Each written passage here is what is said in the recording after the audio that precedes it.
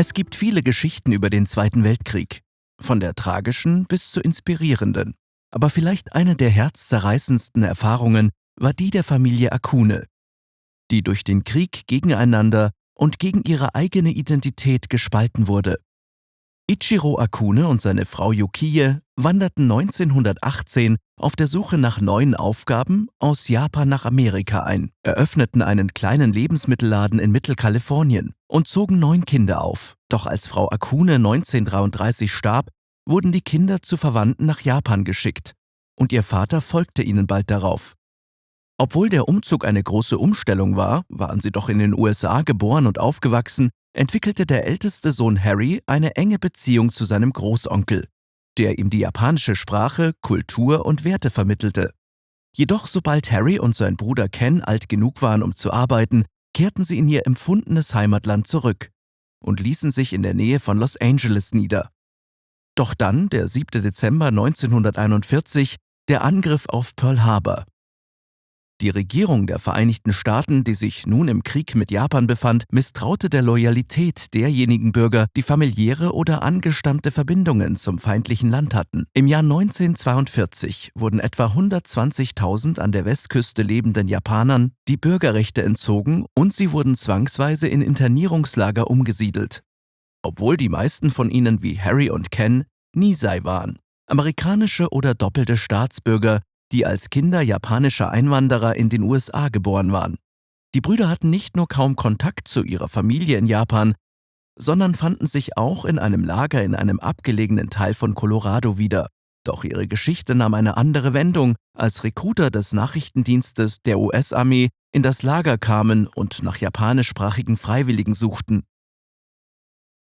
Trotz ihrer Behandlung ergriffen Harry und Ken die Chance, das Lager zu verlassen und ihre Loyalität als amerikanische Bürger zu beweisen.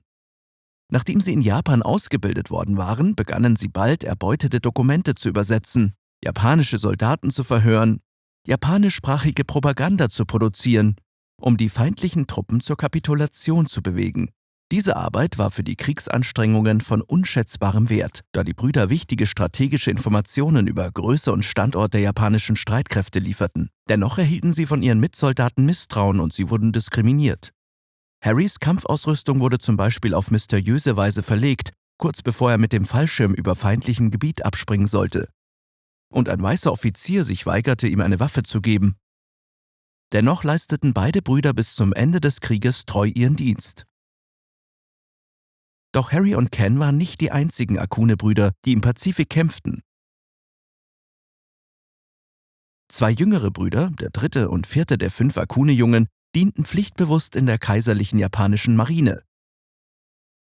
Saburo in der Marine-Fliegertruppe und der 15-jährige Shiro als Ausbilder für neue Rekruten. Nach Kriegsende dienten Harry und Ken in den alliierten Besatzungstruppen und wurden von den Einheimischen als Verräter angesehen. Als nach 10 Jahren alle Akune-Brüder zum ersten Mal bei einem Familientreffen zusammenkamen, wurde bekannt, dass die beiden Paare auf gegnerischen Seiten gekämpft hatten. Die Gemüter hitzten sich und es kam fast zu einer Schlägerei, bis ihr Vater eingriff. Den Brüdern gelang es, Frieden zu schließen, und Saburo und Shiro schlossen sich Harry und Ken in Kalifornien an und kämpften später für die US-Armee in Korea.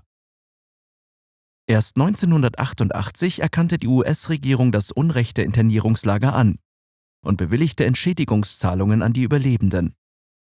Harry bedauert jedoch am meisten, dass er nicht den Mut hatte, seinem japanischen Großonkel zu danken, der ihn so viel gelehrt hatte. Die Geschichte der Akune-Brüder ist vielschichtig. Eine durch die Umstände geteilte Familie, die ungerechte Behandlung japanischer Amerikaner und der persönliche Kampf, 2 nationale Identitäten zu vereinigen. Aber sie offenbart auch Größeres über die amerikanische Geschichte. Die Unterdrückung, mit der Einwanderer konfrontiert sind, und ihre Beharrlichkeit, diese zu überwinden. Möchten Sie die Geschichte des Zweiten Weltkriegs weiter erforschen? Sehen Sie sich dieses Video an, um zu verstehen, wie Hitler in einem demokratischen Land an die Macht kommen konnte. Oder sehen Sie sich dieses Video an, um die hässliche Geschichte der japanisch-amerikanischen Gefangenenlager zu verstehen.